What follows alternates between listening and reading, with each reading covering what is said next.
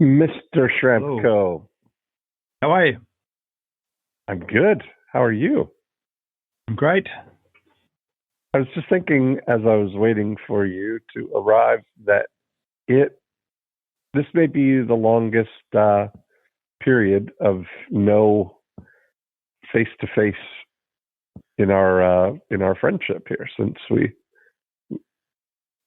Almost came certainly. to since I started coming to Australia. Yeah, it's been an odd year. It's been over a year. So how's life? I'll tell you what, it's there's a lot of the same. A little Yes. delightful. It's not unlike I imagine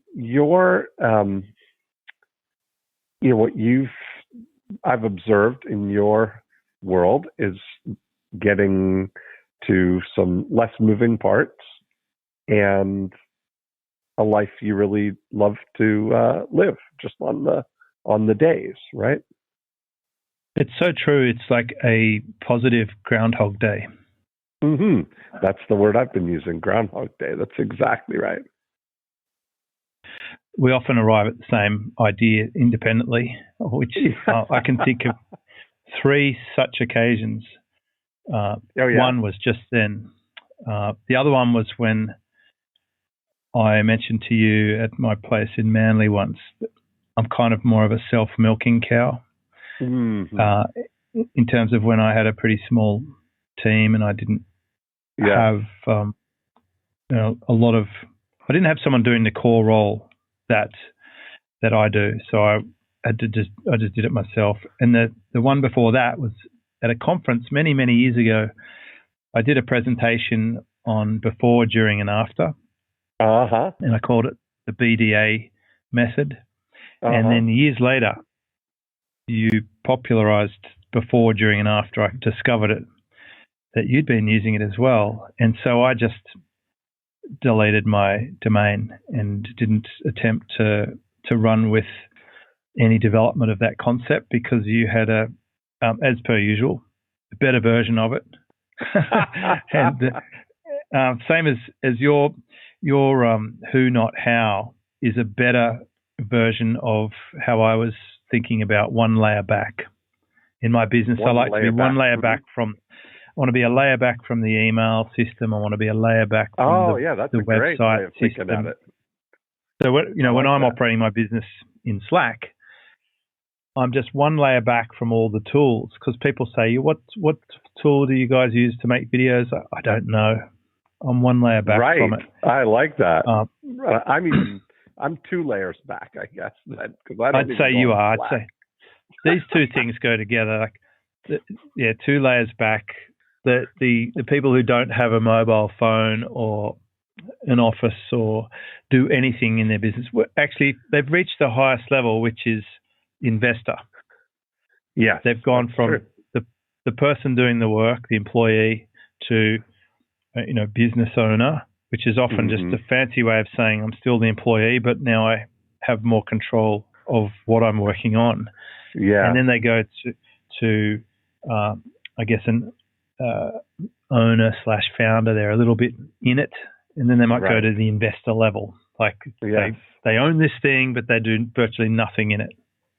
I remember I got that. Of course, that's Robert Kiyosaki's cash flow quadrants that he talks about. I've never been through it, but it makes sense. Oh, okay. Yeah, it is. And it's kind of he does it as a quadrant, though. So on the left side is the employee and then self-employed. But then when you cross that line, now you're a business owner where you own the business, but you're still involved in it. And then the other quadrant is investor, where you're just financially involved, but not involved in any of the activities of it. So actually, I figure owner. I'm almost certainly learned that from him, from Rich Dad, Poor Dad. That was I'm pretty sure I read that in about I'm going to say mid-90s. So such a long time ago. Yeah. And it triggered me buying my first property, that book. Is that right? Yeah. Wow. It was sort of, I rented for quite a while and purchased assets that I leased out. It was quite counterintuitive back then. Everyone in Australia, of course, wants to own a home. Mm. And now I'm very much like living in my own home. I will never rent again. Like, I don't care if it's not the most tax effective way, or I'm not going to get as rich. Don't care. If someone's the fact that no one's going to tell me that I have to move out because they want to sell it, or they're going to send someone around to inspect the place, that is peace of mind. That is worth a lot more to me. Exactly. Yes. Yeah. That's the thing. I've taken it to the next level. I want multiple places that I can reside in, and you're up to you got 2 right now. How's your? Few more than that, but not that I'm going to mention on the podcast. No, I know what you mean. Yeah. No, I meant that's that's like the level of monarchy in a way. It's what kings do. You've got your holiday house. I do have another place nearby, which part of my family is residing in as well. Right. That's what I'm talking about. Yeah.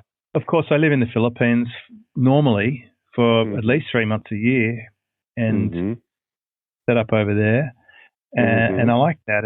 And just expanding that little portfolio, I think the peace of mind that comes from that comes back through into the way you operate, the projects you work on, the choices you make, and they seem to have a positive effect. I just remember those rental years as being such a compromise that I've never slept as well at night as I am now, which is saying something.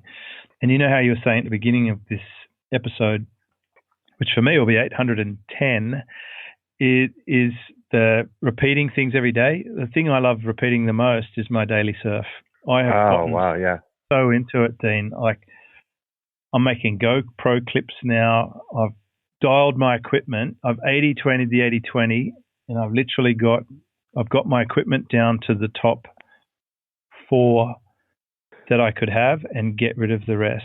And I've been through, in the last 7 years, I think I've cycled through over 100 boards. Like, I've been on a voracious learning curve, and now I'm getting the technique dialed. But here's the amazing thing. My lower back pain has disappeared. My neck mobility is the best it's ever been. What do you attribute that to? Surfing every single day. Like, surfing. I'm paddling around 4 or 5 kilometers now every day. Yeah. And wow. And because normally in a year when I'm traveling a lot, it breaks the pattern. I'll miss a day when I'm flying, or I'll miss a couple of weeks if I'm landlocked in Manila, or I'm at Kevin's conference for a week. I'm not going to get in the water, and then I have to start again. But I've seen what happens now when I can start something and continue. Like, I've literally I've surfed more times this year than there have been days. Oh, that's great. I love that. When you get that level that's perfect. I'm entering a zone that I've never been in before for my competency and ability.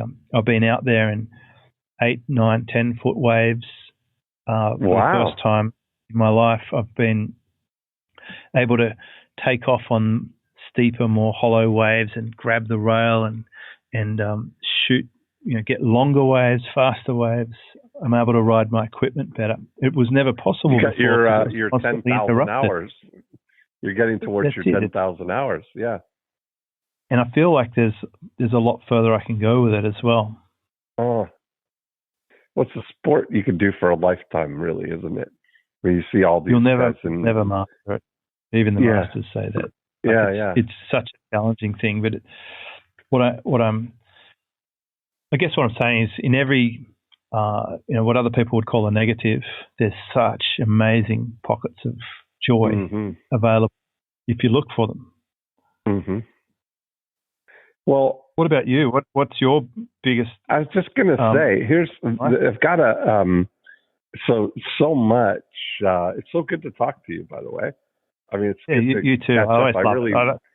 Yeah, I miss because I'm used to having luxurious, like, long. We have an interesting relationship in that we don't often talk like regularly in between when we're together. It's not like we're talking every week kind of thing. We see each other on Facebook and we message every once in a while, but in the midst of that, but then when I come to Australia for 2 weeks, we've got full immersion for 2 weeks. And deep immersion where we have amazing conversations. We have, amazing times together. And, you're a good friend and I love being around you. But so this has been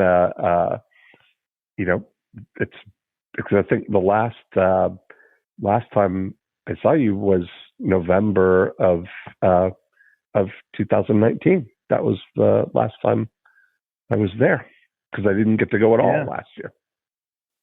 So much that is catch huge. Up that is on. A huge gap. Our audience have been asking for this too. They've said, love another update. They're one of their favorite series on my podcast. We've been at it for a while too. When you look back at the absolutely books. Yeah, we did it. We started it impromptu on the drive. You were driving me to the airport, and we decided to record on the drive. So we had about an hour. Yeah. So let me make a mental checklist of some of the things that we want to talk about because let's talk about our schedules, what we've kind of landed on in this, because this gave us the opportunity, I think, to create our ideal Groundhog Day, right? I've seen that's been something for me. I feel really good about where I've landed schedule-wise. And that's one of the great joys of being an entrepreneur, right? And being in complete control of your schedule to get to the point where you can shift everything to match what you really want. Now, so my where I've landed is I have different things that I like to do during the days, and I've shifted my schedule to clear every morning. I don't have anything on my calendar before 1 p.m. in the afternoon. So that's just a given. It's that.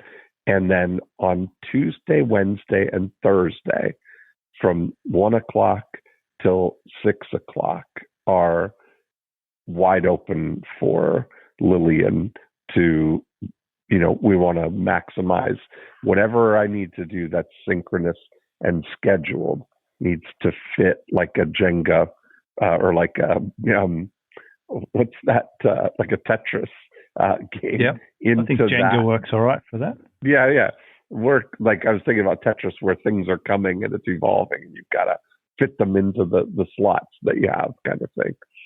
So all of that, everything that's synchronous and scheduled fits in that 1 o'clock to 6 o'clock time zone.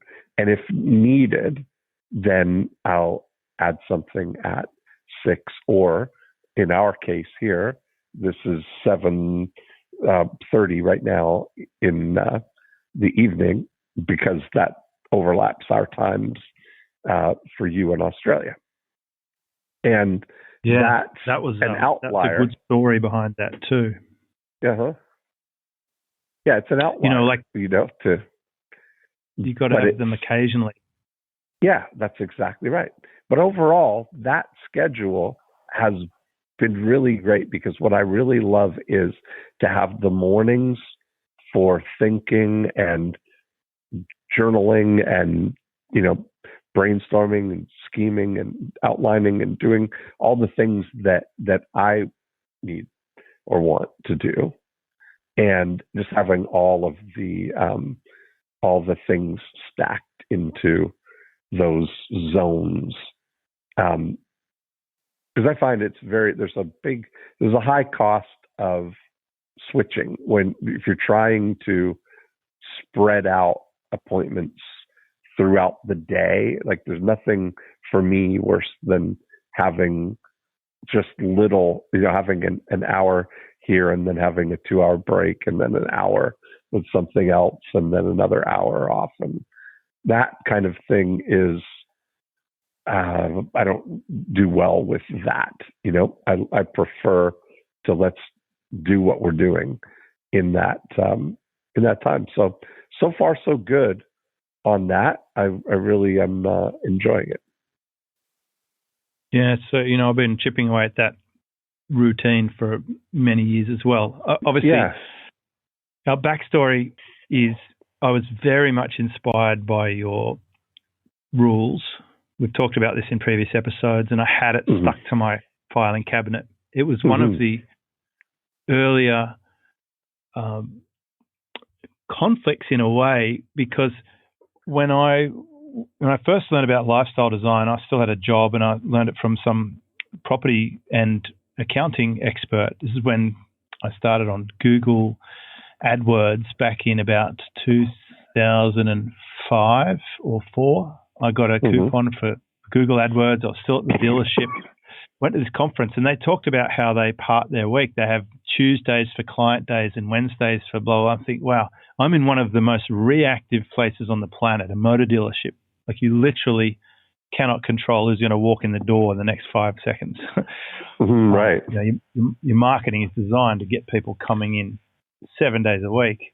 So it's such a reactive world. And somebody's got to be on deck right that minute when they walk in.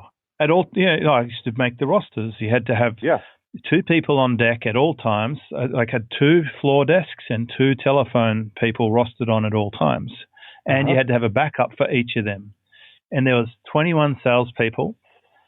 So I had to rotate floor shifts, phone shifts, and somehow manage their 3 days off a fortnight, cover for sick leave, backups, etc. It was like a logistical nightmare. Anyway, I went from that to having my own job, and my concept of then was that having my own business meant I could do whatever I want, whenever I want, but I didn't really understand at that time how much routine and discipline actually sets you free, until I was in the coffee shop. And remember that little coffee shop that used to be behind my place in Manly? I do, yeah, over by the surf shop. With the very reluctant salesman. Yeah, that was funny. Right, so I'd be sitting there, drinking a coffee, and I'd notice the floorboards down the middle of the shop are worn, and where I'm drinking my coffee, it's like still brand new varnish. And that sort of helped me realize there's this delineation between the high traffic area and then the comfort zone where I can sit to the side and enjoy. And it's such a, it makes me sound weird, right? It's like that guy in The Beautiful Mind watching a leaf or videoing a leaf floating on the footpath. Right. I'm not a nutter, I tell you, but I did start to understand by having time on that automatically created time off, because you can't have one without the other. Really. If it's all a mishmash, it's just a mess. Like if the coffee shop, if they cut a new path every time, it's going to be chaos. So you delineate, this is the time on, this is the time off. So where my routine is at now, it's quite similar to yours, although I think because of my geographic region, it's not going to be very practical for me to start after 1 because of the US market. I would miss them pretty much altogether. Right. So I take Fridays, Saturday, Sunday, and Monday off from any scheduled calls. And I really try to stick to that, even to the point where when I first heard about you from Brad Fallon, and he said, there's this guy, he's the guy behind Eben Pagan, he's the guy behind Marie Forleo, he's the guy behind John Reese. If you could meet with this guy, it will change your life. And I said, tell me about this guy. He goes, his name's Dean Jackson. He's in Florida. And I said, do you think you could help me connect with this guy? He goes, I would. Would you be prepared to fly over there and meet with him, even if it's just for half an hour in a coffee shop? And I said, make it happen. I'll do it. This was back probably 2009 6? or 10. No, okay, maybe. Maybe 8, 2000, sometime. It was quite some time ago.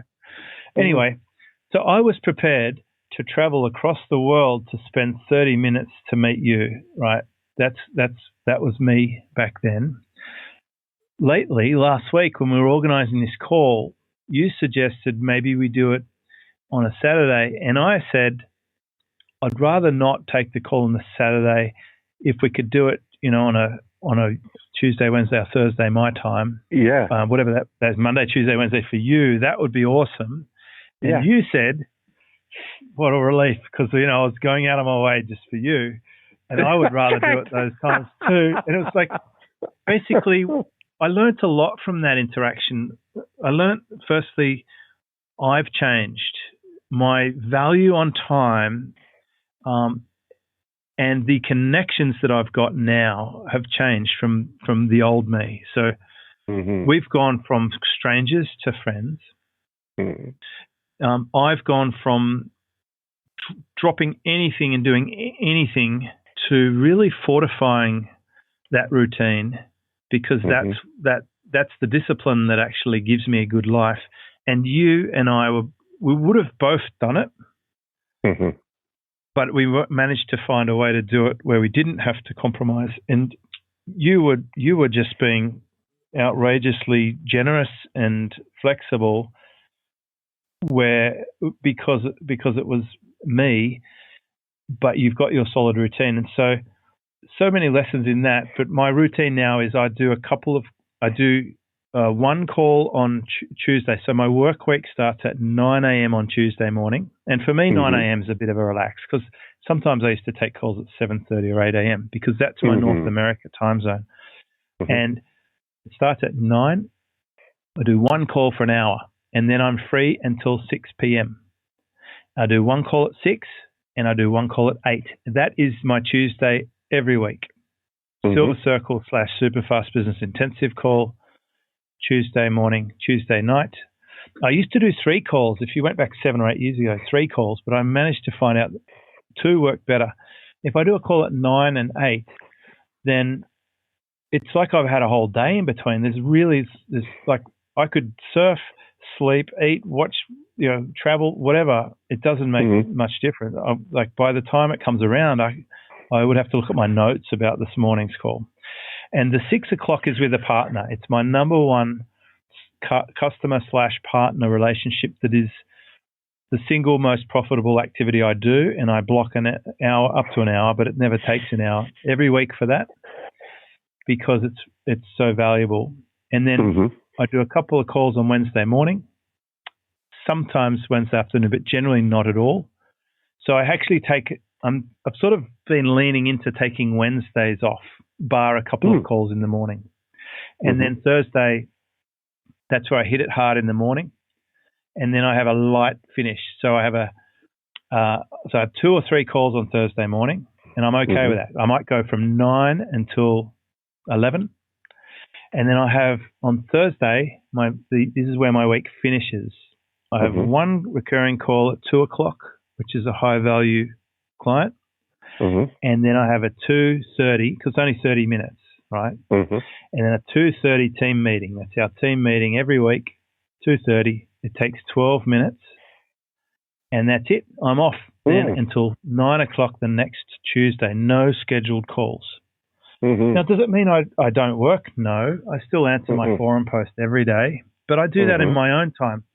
I go to my forum when I want to go to my forum, and this is kind of weird, but on the Friday, Saturday, Sunday, Monday, it's quite typical for me to not log in until about 10 o'clock at night. And I might do 30 minutes, and it's kind of, I know it's weird, but I typically go to bed at 11 or 12. I usually start work no earlier than 9, so I've got plenty of time in the morning to have coffee or go for an early surf if I want, but almost always I surf during the middle of the day. And I surf during the middle of the day mostly because that's when everyone's at work. and it could be a very different experience if I go after work or early morning. It's crazy, but it's like peak hour at 6:30 in the morning. It's like peak hour, and then during the middle of the day, there'll be like 3 people there. Yeah, from having been there. Right. How active are people in my area at sunrise? Everyone's out the door in Australia. Right. And that the board or the I don't know what you call it, the beach walk there in Manly Esplanade is just packed with runners and skateboarders and just fitness walkers. Boot camps. Yeah, and yoga on the beach, and there's volleyball. It's all happening in the morning. You're absolutely right. Yeah, but it's a healthy lifestyle kind of environment. And hey, you got a new neighbor now too, right? Taki's moved in right around the corner from you. Yeah, he is literally. I could almost throw a tennis ball to his house from my house. Yeah, he's so cool. Isn't that great? That's funny. Yeah, we've met a couple of times at the local coffee shop. There is a new shop now on my corner. And a new coffee shop on your corner? Yeah. Okay. And so it's a very easy commute. It takes 1 minute to walk to there. And we do catch up from time to time because we're so close. And, of course, he's not traveling, and that was something that made it harder for him. I think he traveled a lot more than I did, and I travel a lot. Mm-hmm. Yeah. Well, he's recuperating now. Have you seen him since he messed up his ankle or whatever? Yeah. Yeah, that sucks. But, it's a tough time of the year to have a breakage when it's summer. Yeah. It's like this is the ultimate time of the year for me from now, from late February through to, I'm going to say, my birthday in May. Mm-hmm. It's the perfect time because there isn't the summer crowd so much. The water is still super warm, and the waves are good. And it's like that's the time to be a good local. Then, of course, it gets a little bit cooler. Cool for us, not for you, but for us for a few months. But the best thing, you get the bonus. You get the big waves in winter. Winter's when the good waves come. But there is a silver lining in that cloud. So, what does your business portfolio kind of look like now? Yeah, I've made changes there. I was just going to say, I want to hear. Yeah, tell me. When the pandemic came, I spent a bit of energy thinking about forecasting. I felt a responsibility to do that because I have a portfolio of, let's say, 500 customers I work with in various capacities. And I bought a book called Super Forecasting or something to that effect. I hooked into various information sources. I've got really good connections in anything from medical. So like I knew, for example, before a border was going to close, that it was going to close. And I hooked into people who really very carefully study trends and markets and so forth. And I wanted to try and, as accurately as possible, plot my way through the year. I also, I was very early to get supplies. We didn't run out of food or toilet paper or anything like that. And so I was taking a cautious approach because I've lived through a couple of recessions before. Firstly, when I was a kid, and secondly, when I moved from my job to my own business was when there was that financial crisis last time. So I've been planning for this, built my business to be as robust as possible. I'm paid by multiple people in different markets and so forth. But what I did want to do was create a safety net for people who are going to be reactive and start cutting. People sometimes they just start trimming expenses and going into shutdown mode. Right. Yep. So I created two brand new businesses actually in I'm going to say it's probably April or May. I started And by the way, my event in March, like literally on the last day of my event, the 13th of March is when, America just switched off borders. I remember I was sitting right. I was sitting right in my living room watching President Trump shutting down European travel, and I had an event. Yeah, I had an event coming up at the end of the month that I had someone coming from Brussels and someone coming from London who were going to be at the event in Orlando. And so I knew, boy, we got to do something. Yeah. Well, I knew, I literally, by the second day of my 2-day event, probably a quarter of the people in the room was supposed to be quarantining from then on. Like it was all starting to get real. So I could not have possibly run my event even one day later. That was game over. So I had already decided prior to COVID and prior to this event that I'd rather probably just do it virtually anyway for a while. And then now virtual's too common, so I won't do that. But anyway, I created a new brand called Superfast Results, which was a reactivation of my original forum. Great. Nice. I like that a lot. Superfast Business Forum used to be called Superfast Results in 2009 when it started, but it was a partnership. And the backstory on that is I ran it for 4 years, and I ended up not being able to make the partnership equitable. It was a 50-50 split, but I was doing a lot of the work. I was getting all the customers, like 99.9% of the customers, and I was serving most of the customers, like 75% of it. And I tried to readjust the percentage, and there was no real progress there. And then I offered to buy out, and I offered a very generous sum. And there was sort of, no, I'm just happy with how it is reaction. And so in the end, I started a new business. I called it Fast Web Formula. And within 3 months, pretty much everyone just went to the new one, and the old one got switched off. And then I rebranded Superfast Business. So come along here in 2020. I really like that brand. I like the domain, so I set it up again. I set up a $10 per month subscription where people can ask me questions and get an answer. I also framed it as they can ask my team, and they'll get an answer from a qualified person. So it's not me. The brand is not me, and the answers don't have to be me. I wanted to make it scalable, and And it was just a simple concept. I was thinking, I don't want a paid newsletter where they pay me $10 a month and I send them out tips every week. That's work. I just want a private Facebook wall where they can just ask a question and get an answer, because they're going to these groups. I've seen groups with 40,000 people, and they ask questions and they get the dumbest answers ever. You need to have a controlled environment where you get a good answer, and B, if someone answers a stupid answer, it can just be deleted. But I wanted quality control, and I want it to be private. I want it to work from an app. And since I'm a huge advocate of the platform 10X Pro, I wanted a working case study, proof of concept, something my clients can replicate. And I'm pleased to say it worked really well. My customers love it.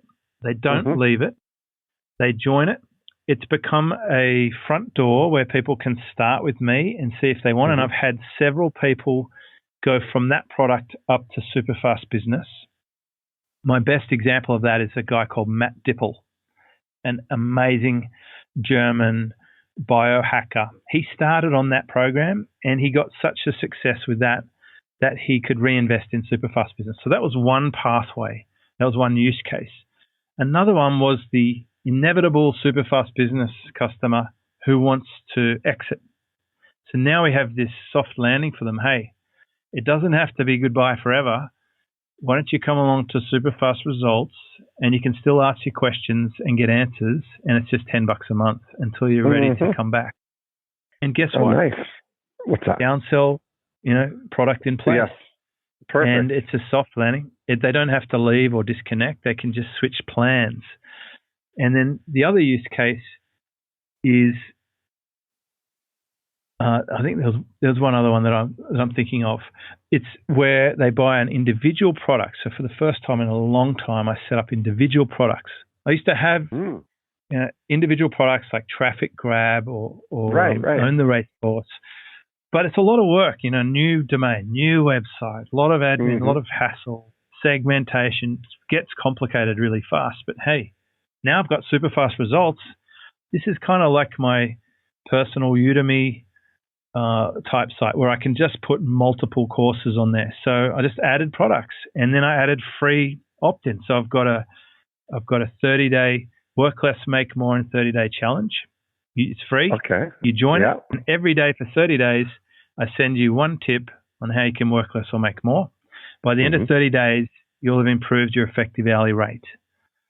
I've got a free lifestyle design course. So if you love what we're talking about before about schedules and stuff, it's my discoveries of how I get a lot more from a lot less. Okay, so that was good. And then I've got these courses, and most of them I sell for $9. So a lot of them have come from my Superfast Business monthly training. We do a training every month. So I've got about 80 of them. And I've picked the ones that are useful for the general public that people could do one time. Like I've got my life sheet system, how I organize my digital brain. I've got how to sell on the phone. I've got the autoresponder card abandonment sequence that will just like stuff money into your account. You'd like that right? Email, right? Yeah. So I put these individual products, and then I hired a copywriter to create the product descriptions and to write me an email sequence that moves people from the one-time products into the recurring product. And then it moves people from the recurring product to the bigger recurring product. So one way I was able to track it is I put a coupon. So this is a little bit of a hack, but let's say someone buys a $9 product on Superfast Results. They will get offered a coupon for Superfast Business, which is $99 a month. They'll get a $70 off coupon. So you can spend $9 to get $70 worth of coupon to redeem Superfast Business for $29 for the first month. So for less than $1 a day, they can actually access every single one of my products, all my recordings, and every post the members have ever made. So that I've seen that the number of coupons redeemed is phenomenal. And my average lifetime customer value is somewhere around $3,000. So then the goal is, how do I just feed this new website? So I've started Facebook ads for the first time in ever for ages, like years. And now I've got small campaigns just feeding the Work Less, Make More funnel and so forth. So what I'm seeing is I have basically got this whole new level that comes underneath the product I have. So the technique is putting an entry level underneath the layer that I've already got, which is usually not the first thing I'd recommend anyone do. Everyone always starts with the first low ticket and tries to build on top, right? I've started with, in this case, I'm adding a lower layer to an already existing medium. But I would say generally people should start with the higher ticket product because you need less volume to make it work. And that's how I quit my job. I got three at the front, high and at the back. Yeah. Build the top and then build under it is what I would suggest try. Like I only needed 2 customers at $5,500 each to quit my job when I already had my affiliate income coming in and I had my info products. So I was able to match my income. And so then what I did is I'm having a look at my other end of the business. Like the top end of town is my revenue shares. And I had 11 of them. And through the year, I worked closely with them and some of them started to really start to shine. And of course, some credit to you because you and I talked in one of our long in-depth conversations, like walking along the course. So I think we bought frozen yogurt at the time.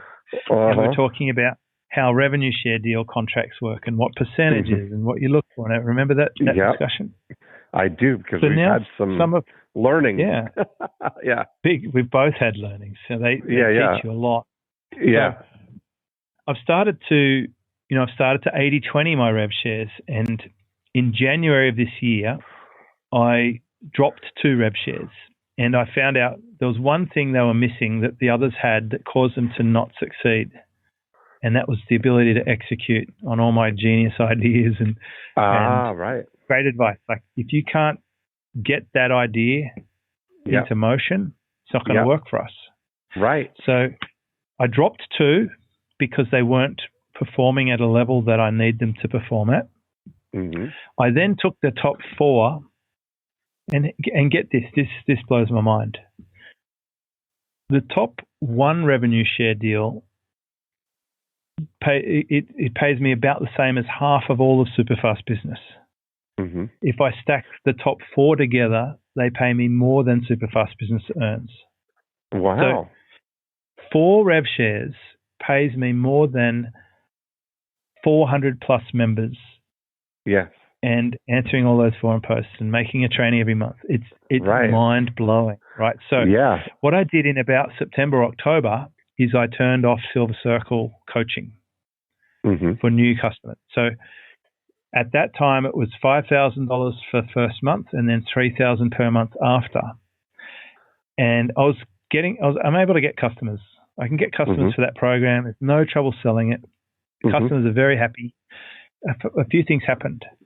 Because I'm not taking 1 or 2 customers a month, I freed up, I think it was 5 hours per week. These are estimates, right? Rough numbers. Right. 5 hours per week of direct consulting at a fixed rate. Because I know that I could spend that same hour with the rev share partner and I can make multiples of that $3,000 per month. Second thing that happened is nobody, and not one Silver Circle member who's already in the program has left. So I've got this core base of, I'm going to say 16 or 17 Silver Circle members who's still on the old program. I left them in there. So I still have my roster. Every 3 weeks I chat to them one-on-one and they're happy. They love it. I love it. I've been working with some of these people, in some cases for over 10 years, but many of them for 5 or 6. So I've got my core base. So then this turns my attention back to Superfast Business. And I've got 2 levels, a $99 level and a $5.99 level. And the question I always get is, what's the difference between the $5.99 level? The difference is the personal private coaching with me. And if they take an annual plan of $5,000, then they get the one-to-one diagnostic process with me on Skype, face-to-face, etc. But then I had this weekly call for Silver Circle that I'm not going to need anymore. So, the Tuesday morning, Tuesday afternoon. I think, what am I going to do with that? Do I stop it? Because most of my existing Silver Circle clients, they've sort of moved on to one-to-ones. It's sort of slowly morphed into one-to-one. I'll blame Tom Breeze because he said, I don't want to come to group calls, but could we just chat, every 2 or 3 weeks? I said, yeah, okay. And then I moved everyone, and the success rate of that is just phenomenal. They can still come to the group calls, and some do, but most don't. So I've got this call, and I thought I'm going to give this to Superfast Business Intensive level members who are paying $5.99 a month. So I just logged in. I said, good news. You can come to a weekly group call.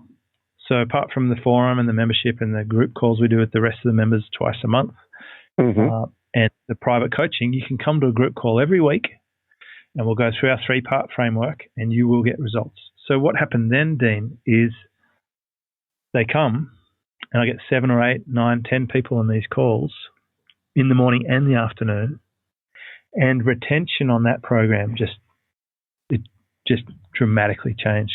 Instead of people coming in and sticking around for 5 or 6 months, they don't leave. I've only had one person leave since I gave that option on that level. It is like the glue of all glues. It's a massive value for them, actually. They're pretty much getting what people paid $3,000 a month for $5.99 a month, if you want to think of it in terms of value. Big lessons here from me and for them.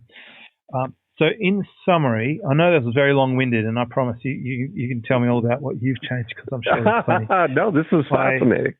I added a layer below my existing layer that is highly leveraged, that I could then drive scale with paid ads and build my list. My list is growing. I then trimmed the high burn, high energy, high paid work from Silver Circle, and because I had a core, and then I turned up the heat on my rev shares. I dropped the bottom 2. I took the top 4 and I put them in what I call a 64-4 group. So I've created my own little super hyper club of just 4 people, and that's where I put most of my energy. And then I just massively tuned the value on super fast business for all members. And what does it mean? Okay, I'm working 15 hours a week now instead of 20. My income has gone up. My profit's gone up. My enjoyment has gone up of what I'm doing. Yes. And my list is actually positively growing. And we're just doing our core, like what feeds the whole machine is still pretty much 2 podcasts a week, a couple of one social media video per day, and now a little dribble of Facebook ads, which we're going to figure out and turn up a bit. And in the meantime, I'm just working on a couple of books, which when I think when I drop them into the mix, they'll be pretty leveraged as well and deliver me the right sort of customers. And I've still got work to do. I know I can find leverage. I'd really like one day to have rev shares go so well that I could sell super fast business. So I think my next stage is to take myself off the website and to readjust the promise of coaching to be, I want it to the point where in 2 to 3 years from now, someone could go to that website and not know who I am.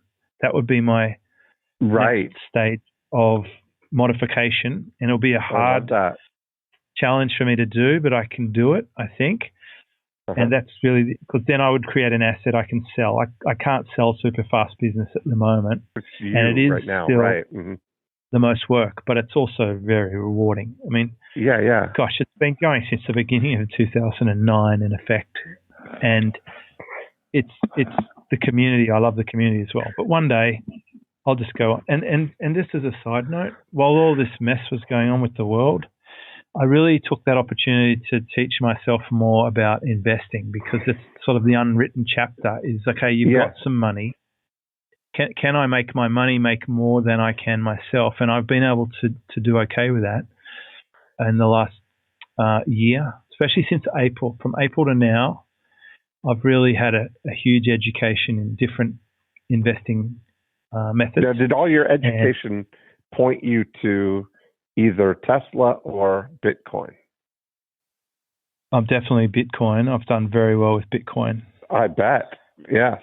I have, yes, very, very well with Bitcoin. And I also was able to, you call it 401k, but we call it superannuation.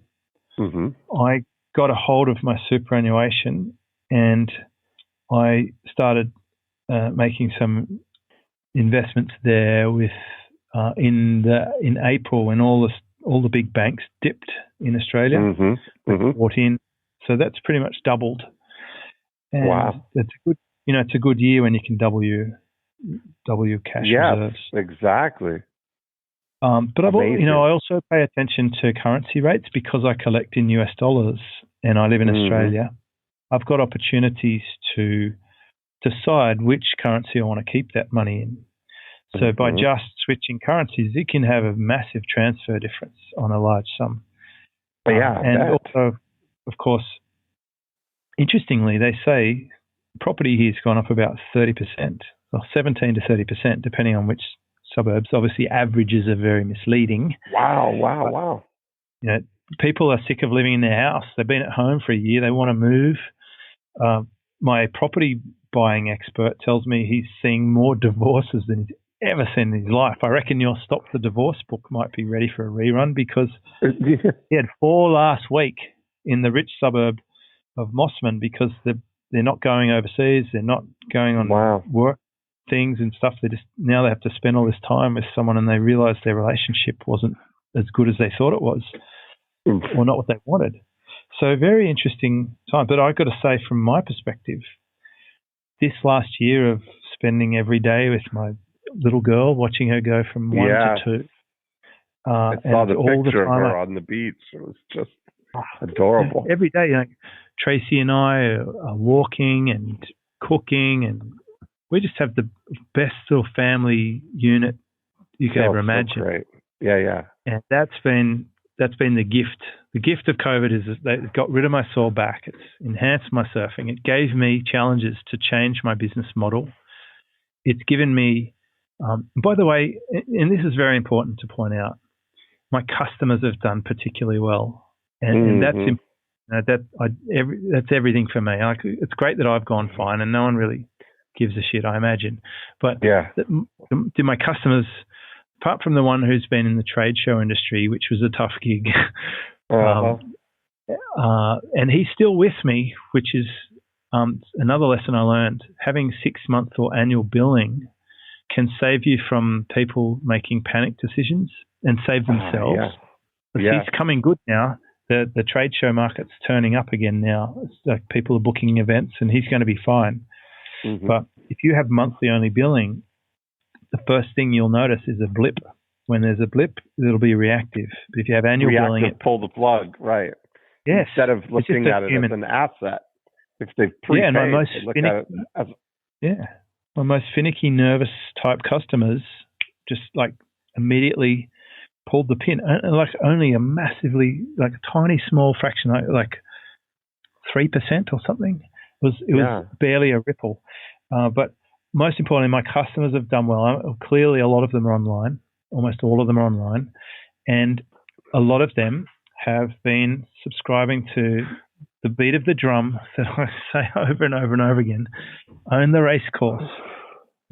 And we just saw Facebook switch off news in Australia last week. That was something.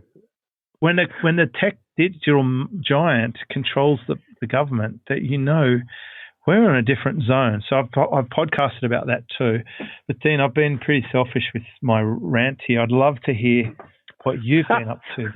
It's been so great to hear everything. I love the fact that you adapted, and that everything's joyful.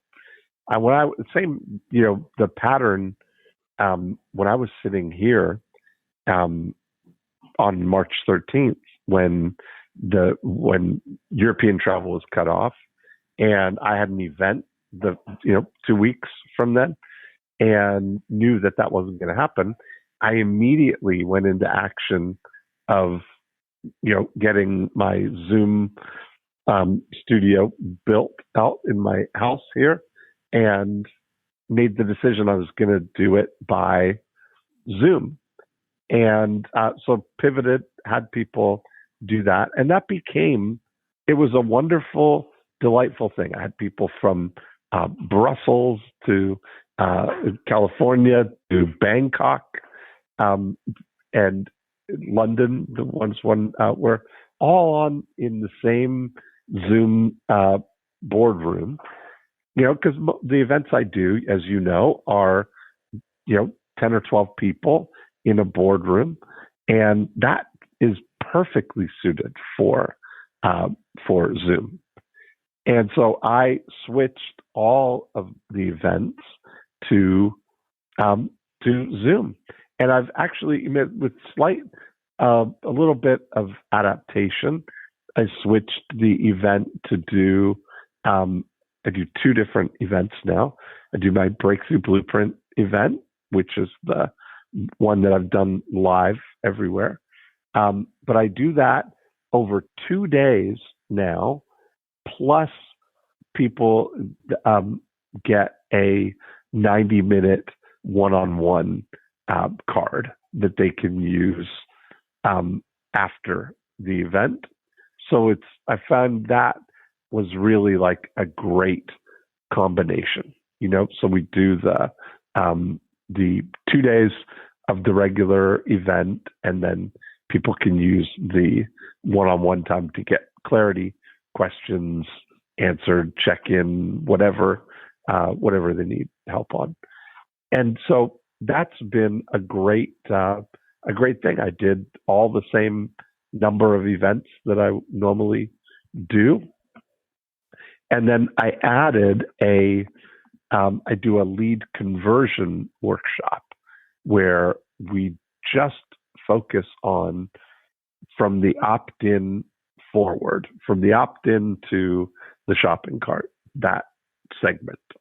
And we do that over three separate Tuesday afternoon sessions. We do 3 hours from 3 o'clock to 6 o'clock for three Tuesdays spaced out with a week in between.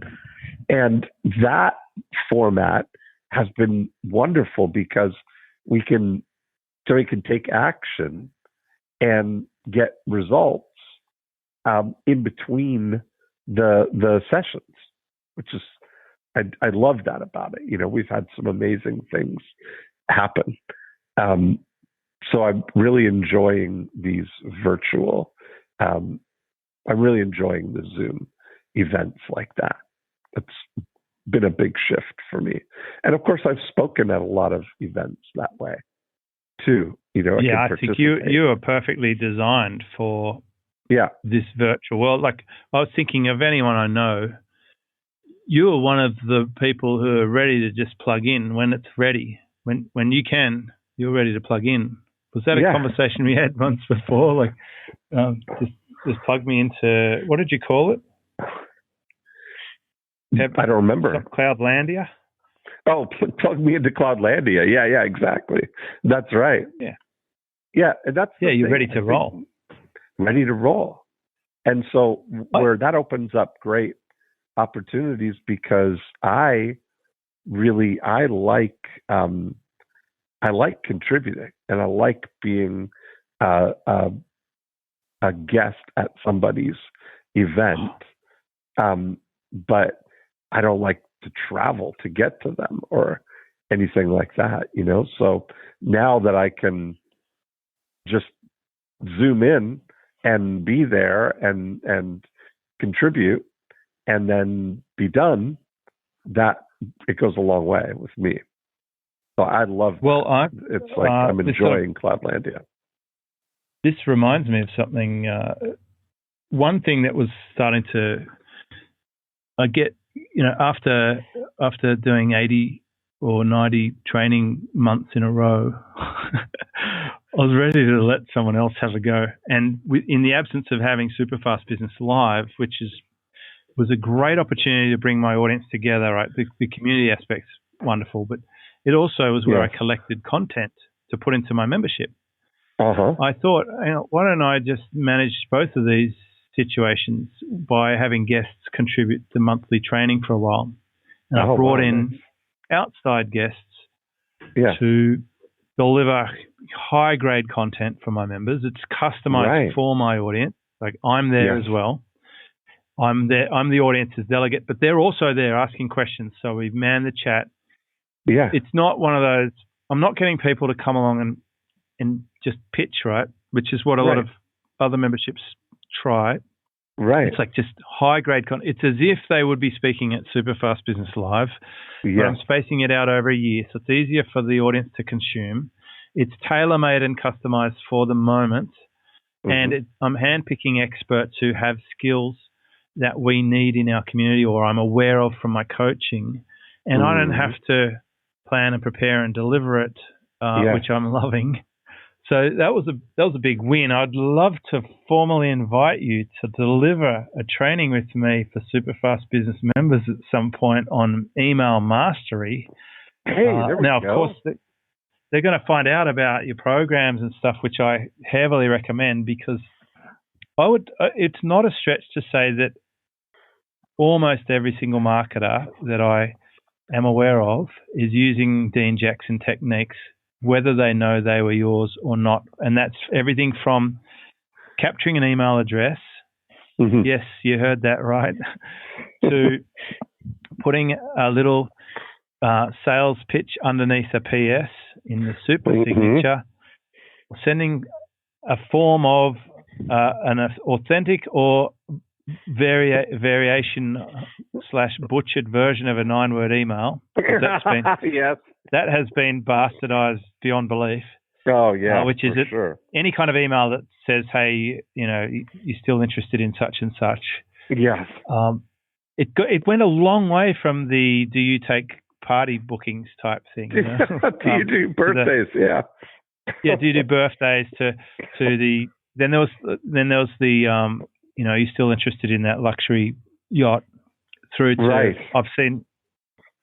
There's a couple of people out there that just really abuse this technique and think they know what it is, which is even worse.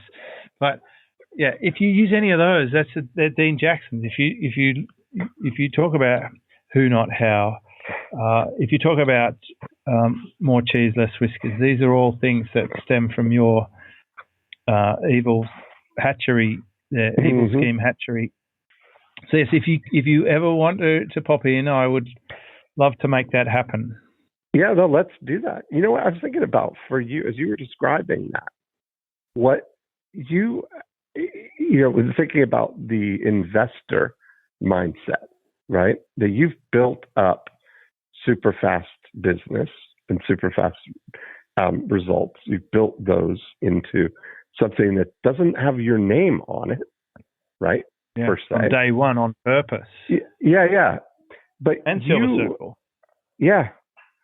Imagine now, you start to think about why does, you've got an opportunity to perhaps do something like a Netflix or a Spotify or something where you could curate the best leading training in whatever needs to be trained and have a investor position in that. I had it. Buying 9 content. years ago, I bought the domain learnstream.com. Wow. From auction, and my idea was to have a Udemy/Netflix channel with other contributors. I ended up selling that domain for a large sum to someone who had the same idea. And, I called myself on not having executed on it by then. And then super fast results, I've always liked that domain. It was generic enough to be, it's broad enough to cover any kind of topic, but it also speaks to getting a result. And that's obviously in marketing terms, we should be focusing a lot on the result someone gets rather than the process. Yeah. And I like the domain. That's why I wanted to bring it back. It was time to bring it back out and put it up there. And I think it has, at the moment, I even have had some people contribute content, but I haven't published it there. I've just kept it to my training. Here's one little goal I could do is I could bring over, find the 80-20 of my 90 recordings. Let's say there's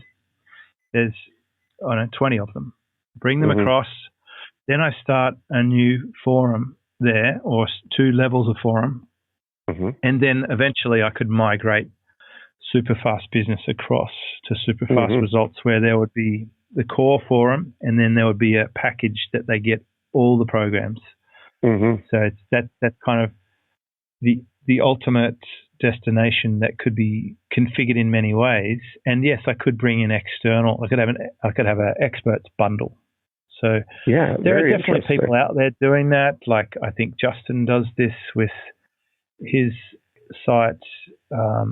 You've got Tom Breeze is doing stuff with an ad buyers club. I help him with that. It's wildly successful. I do like the idea that I need to step further away from the front line. And really, one of my mentors showed me this. He showed me this. It was kind of cool, but I had this sales rep come into me. It's brand new sales rep. I hired this guy. I ran an ad, interviewed him, hired him, trained him for 2 weeks, put him out on the showroom floor, and then one day he comes running to my office and he goes, "This guy out there, he's really cagey. He just asked me to leave him alone. I hope I didn't offend him." And I said, "Show me the guy." I looked out and I said, "Okay, yeah, just leave him alone." He goes, "Who is that guy?" I said, "He owns this place." He's the owner. Right? Leave him alone. That's funny. This guy, he was just having a coffee in the coffee shop, and my little rookie sales cadets, he's gone up to him and said, "Is someone looking after you?" Excuse me, the coffee. Yeah, he for said, customers, he said something along the lines of, "Buzz off." Oh.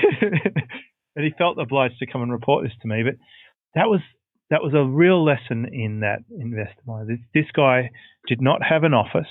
There were two partners. Yeah. One of them had an office. He had these classic ivory tower up on the glass, looking down, observing it. Yes. Micro Orwellian scrutiny happening there. And then the other one, no office. He barely used a mobile phone. He didn't have a computer. Didn't do email. Right. And he would just drop in and drop out at random times, sometimes disappear for months on end, which is what happened here. I love that. Yeah. And the lesson there for me was, wow, like you could have this whole thing and not be grinding it out. So I think that's an evolution. But for me, revenue share deals were the fastest way to access that. I am nowhere near the front of brand on any of those rev shares, and I'm only now consciously ramping into one of them in that capacity because it's just so successful, and it's going to help it leverage a lot more if I do that. But I'm really happy to do that because I don't have to do any of the hiring, training, fulfillment, or any of that. All I have to do is lend personality. So on that line, this is very important. I activated one of my other domains that I've been sitting on for a long time called james.co. Oh, wow. And that's a great one. I think we're in the era now where it probably pays to build some influence or authority around your personal brand, even if you lend it to your other brand, like Elon Musk does to Tesla or his solar business, so forth. So I've been so late to that party. I'm not an extrovert. I'm not comfortable chit-chatting on social, asking people dumb questions like, what superhero would you be or whatever. That's not me. Right. But I do feel that with a couple of books coming out, I need a place to be for that to be the home, the masthead. And I want those books to feed the businesses. And I would be happy to sell some of my business, but I'm even more than happy to build other people's businesses for a small slice of the action. And if and when they sell, and it is the plan to sell some of them, I get a little payout based on the way the contract is written. And I'm happy. I've got a royalty income that's not James dependent to a large extent. And that's why I think what I did last year was brave to switch off a perfectly good $3,000 per month business model per customer. I'm talking about I probably cut $9,000 to $12,000 a month of income to say no. I'm going to focus my energy elsewhere, and I've done this repeatedly in my career. So this is a big takeaway if you're listening to this. Sometimes you got to let go of the vine in the jungle to swing to the next vine if you want to make it to the next stage of the journey. And so comfort is the enemy of growth. That's really the phrase that comes to mind. And I gave up something. But when I donated that same call slot to Superfast Business Intensive members, I actually picked up that income within the month. And it hasn't stopped. It's just growing. So I just still find it fascinating. I can still work less and make more. And and I haven't found the limit. And just the plans we've spitballed today, and I'm very, very interested in what you say because you're very smart. I think you're right. I do think you're right. It's time I want to move more to that investor level. That you could be the curator of the content for Superfast Business. That's I think that's such a great opportunity. You look at Joe Polish, who is 2 months now into a 1-year sabbatical, and Genius Network is continuing to run and thrive really without him because it's really a platform for the members to share and because that's where the content is coming from, right? To bring in experts from at the top levels of everything and but also from within Genius Network, there's a lot of really smart people, right? And so it's creating the environment that Joe's really been a host of. It's never been he's the guru in the equation, you know. He's got an incredible personal brand and, yes, for sure. and strong character. Like the first time I ever heard of Joe Polish was at Yannick Silva's Underground 4 event, 2008, and Yannick, called him out from the audience a few times as an authority at the time. This is going to make you laugh. He was talking about the flip camera. He was running around this conference with a flip camera, and it was like the greatest discovery ever. And no one else was using flip cameras then. And he was right. He was like, I get this. I think this is the future.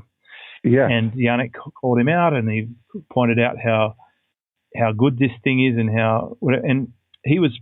I think it was in reference to a Gary V presentation or video. I can't remember now. It's so long ago. I can't remember whether Gary was actually there or Yannick showed us a video of Gary. But in any case, he was right.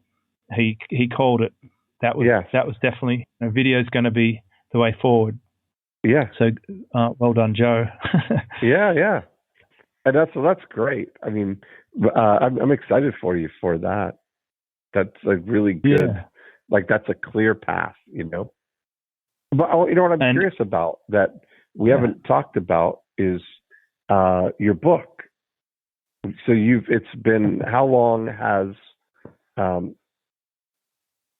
Work Less, Make More been out in the world now? How long? I'm going to say it's about 3 or 4 years. No, it came out in that long. That's not true. It is. Yeah, look, I'll look it up on Amazon just because it's easy to do. And we'll see. You're saying... I think there's big opportunities for that. It came out in... It can't have come out before 2018. Let's have a look here. It says here...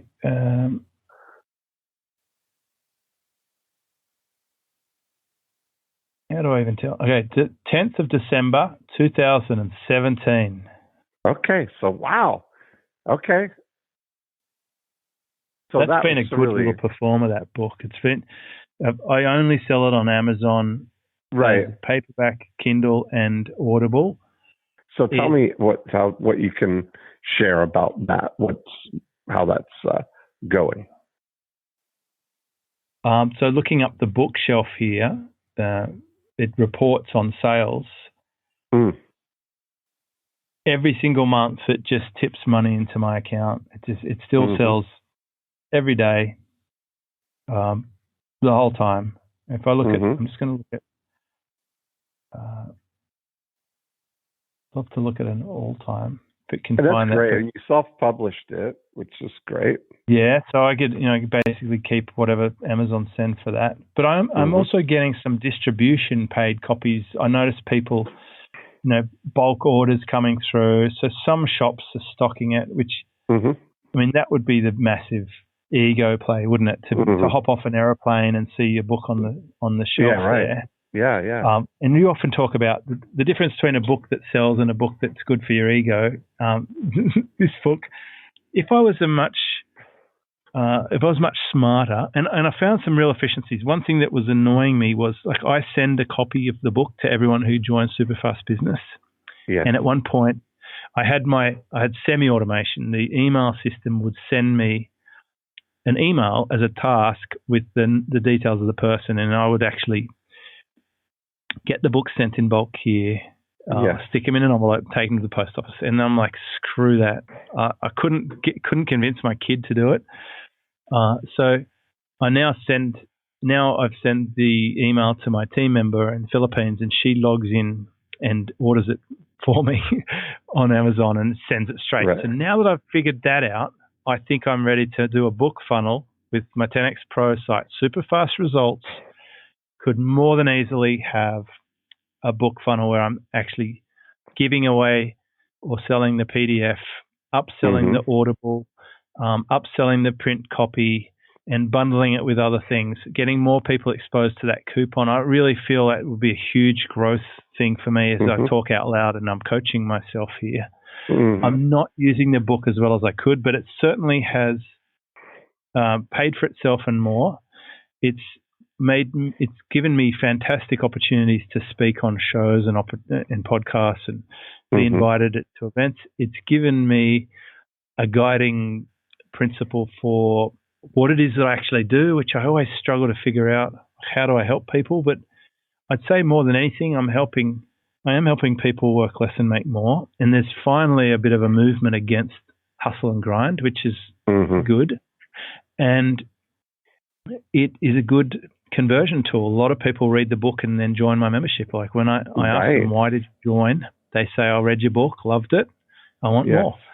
So it has been very useful. And Amazon have been doing a good job of promoting it. And I have run some Amazon ads to sell even more of it. So that's since they're such a big player, I think it's nice to play on that platform. Right. And, if I lost it all, if they didn't want to sell it or whatever, fine.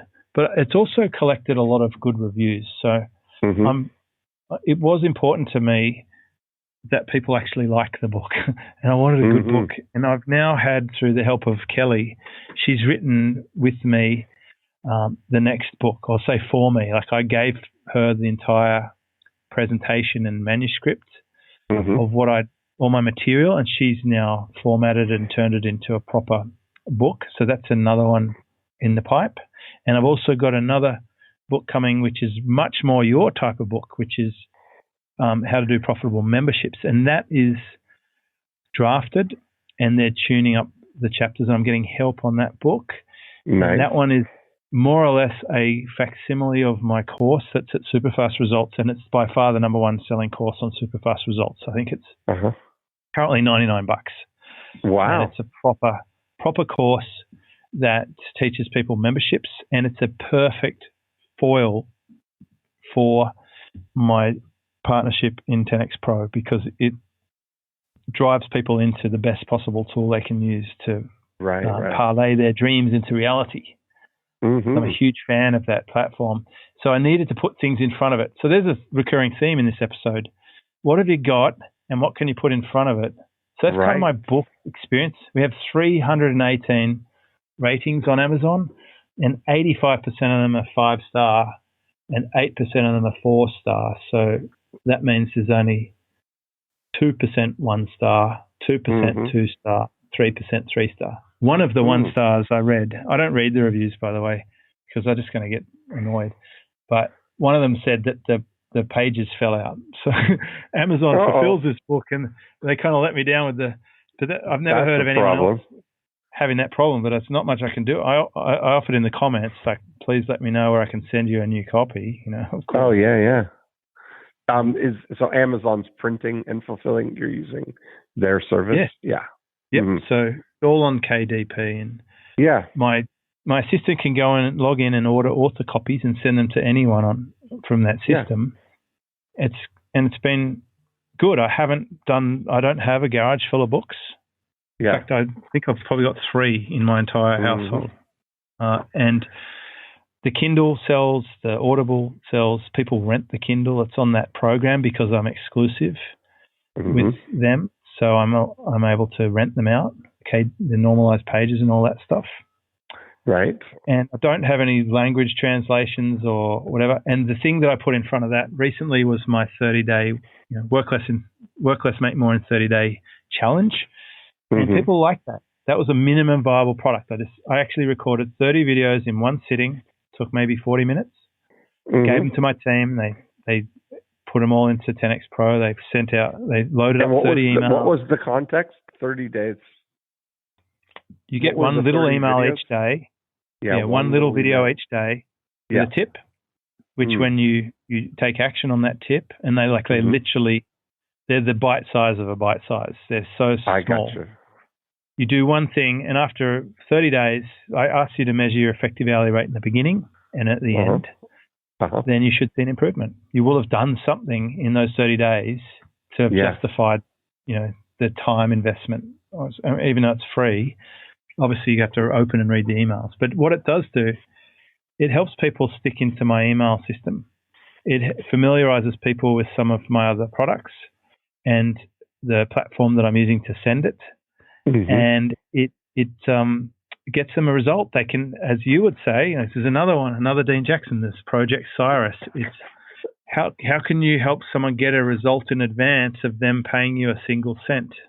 Right. And what's their dream desired outcome that they would like to have? And I think for most of my audience, they would like to make more money and work less. So it did fit, and I came up with this concept with my friend Corey Basaraba. He looked at all my stuff, because sometimes it's good to get other eyes on stuff. Mm-hmm. And he said, I think what's missing is just something to introduce people and bring them that we can buy ads for and scale. And we've been running ads and watching them go through the machine, and they do return on ad spend eventually. I think about 45 to 60 days, somewhere in that zone. Mm-hmm. We're making it back. So it's time to turn it up now. That's awesome. Is that, is it, so it's free to come in. Are you sending traffic right to the free trial? Or? Yeah. It's not a trial. It's just free. No, it's just straight to free. a page. It's just like superfastresults.com/30. I think that's where we put it. They go to that, and Facebook let us run those ads, which was nice. Mm-hmm. And people opt in for it, and then they get a little bite-sized email every day. They also can consume this in their app. If they log into the membership over the time, it drips one per day. Over time, they'll end up with 30. So they can actually go in and look at it. But it did a lot of things on a completely separate level. I know 30 days is an incredibly long time for a challenge, right? Don't do that unless you have a reason. It should normally be 3 days or 5 days. It should be one little thing. This is very counterintuitive, but I got to teach my team got to learn 10X Pro. They got to build a working model of a drip course, which was our first one of those, because there's different ways you can structure content. It got me to find a Facebook ad rep who can help me. It got us to to build our email list. Like, there's just a lot of things that it allowed us to conquer at a minimum effort. Yes. I love it. That's awesome. I think what comes next for this one is I film more lifestyle videos. I replace the videos that are there with me out and about, or me, doing an example of something in the moment. So more storytelling, more production value would be the next logical step for this one. Mm-hmm. Well, this is great. This is so... I haven't really talked about you very much, Dean. I'm a bit concerned about that.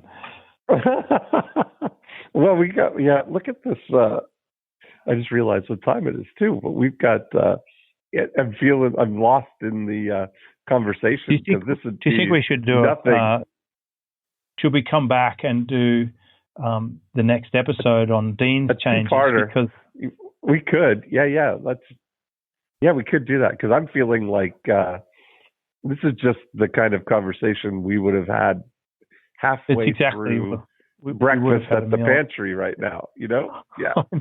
I know.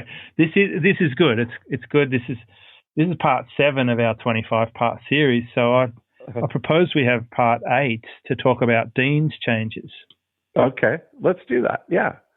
I'm happy to do that. And preferably not on a weekend. No, I would say this is a good time. I keep these clear, so this would be fun. Good time to do. So do you want to let me look at my calendar. We'll do it right here while we're everybody can listen in live as we select live scheduling. Live scheduling. But I think we could do same time next week if you want. If that works for you. I can do just a little Oh, yeah. I can do 30 minutes later than we started today, next week, or I can do a similar time as we started the week after. No, let's do a few. I mean, later's good. Or if you'd like to do early. Tell me. If you like to do early, I can do on your Tuesday the 9th. I can do significantly earlier if you've got spot there. No, this is fine. If we want, let's do half an hour later on next Wednesday on the 3rd. Yeah. This is the best. Thank you. All right. Yeah, this is going to be great. This is good. Well, I feel like, I feel a little bit caught up. I forgot we were recording a podcast there for a bit. Yes.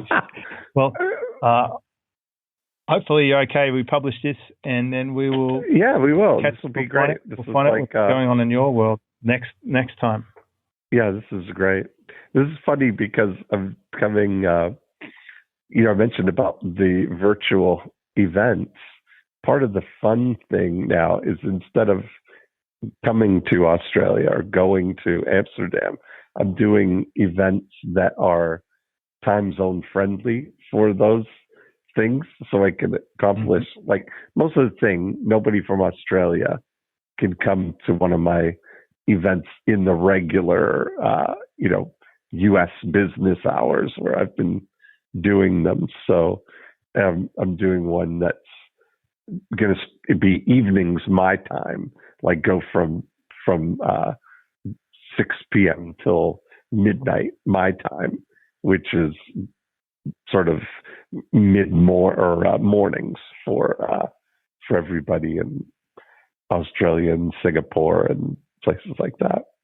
So it's fun. Stay right where we are, and everybody gets to participate. It's cool. Yeah, that is awesome. Okay. Well, thank you.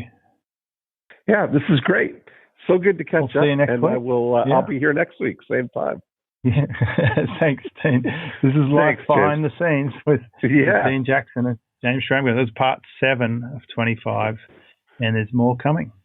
More coming. I'll talk to you soon. See ya. Bye.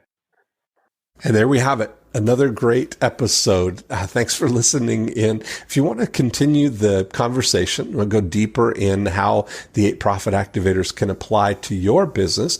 2 things you can do. Right now, you can go to morecheeselesswhiskers.com and you can download a copy of the More Cheese, Less Whiskers book. And you can listen to the back episodes, of course, if you're just listening here on iTunes. Secondly, the thing that we talk about in applying all of the 8 profit activators are part of the breakthrough DNA process. And you can download a book and a scorecard and watch a video all about the 8 profit activators at breakthroughdna.com. And that's a great place to start the journey in applying this scientific approach to growing your business. That's really the way we think about Breakthrough DNA as an operating system that you can overlay on your existing business and immediately look for insights there. So that's it for this week. Have a great week, and we will be back next time with another episode of More Cheese, Less Whiskers.